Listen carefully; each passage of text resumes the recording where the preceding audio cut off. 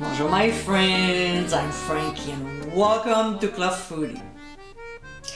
Did you know that pork is the most consumed meat worldwide? Interesting, isn't it? Asia is probably the one that eats this protein the most. I cook a lot with pork using different cuts like spare ribs, also known as side ribs, which are from the belly. I've already shared my Chinese 5-spice spare ribs with you. Now, here's another delicious recipe. In today's episode, I'll show you how to make my sweet pork ribs. These are lip-smacking good. Steam in the oven for a couple of hours, then basted with a gorgeous glaze. This is comfort food to the max.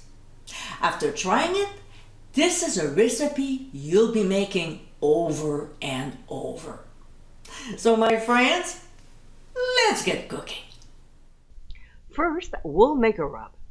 In a small bowl, we'll combine smoked paprika, the same amount of ground ginger and garlic powder, then some onion powder, ground Himalayan sea salt, which is the kind I use often, and followed by freshly ground black pepper.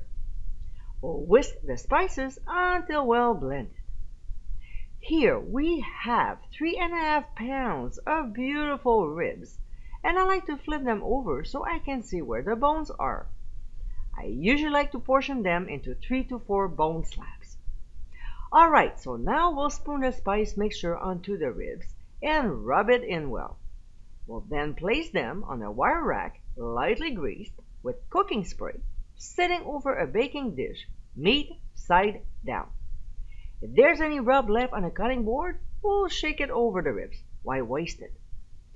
Because we're steaming the ribs, we'll pour in some water in a baking pan, about 3 cups, and we'll tightly cover the dish with foil.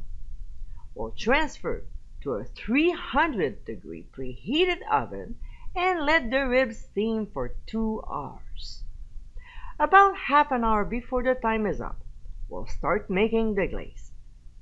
In a medium saucepan over medium heat, we'll add ketchup, granulated sugar, some pineapple juice, hoisin sauce, which will give more sweetness, then low-sodium soy sauce, followed by Worcestershire sauce, 1 tablespoon of minced ginger, a large clove of garlic, and freshly ground black pepper. We'll stir until the ingredients are well blended and bring the mixture until it just starts simmering. Then we'll keep it warm until needed. Back to the oven. After a couple of hours, we'll remove from the heat. And I hate to say, but it does smell good. We'll remove the foil and discard it. We don't need that anymore. Now, to see if they're ready, we'll flip and poke them with the tip of a knife. If it goes in easily, they're done.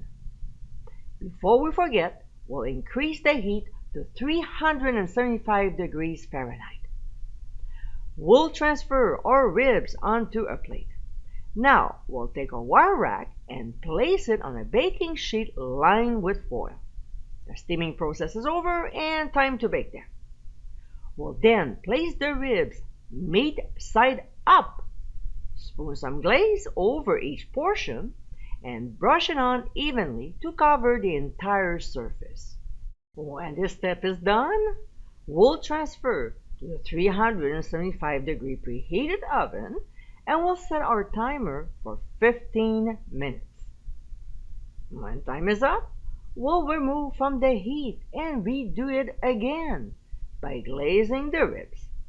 We'll put them back in the oven for another 15 minutes.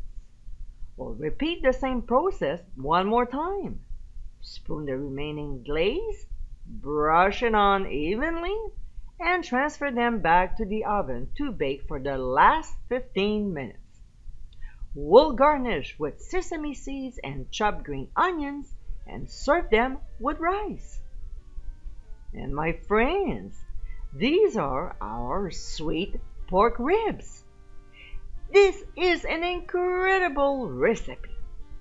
Tender, juicy, and moist. These mouth-watering ribs have to be on your must-try list. It's a scrumptious meal that I'm sure you and your family will enjoy all year round. I hope you give it a try soon, and be sure to visit clubfoodie.com for ingredient amounts, directions, and more info. Until next time, my friends, bon appétit!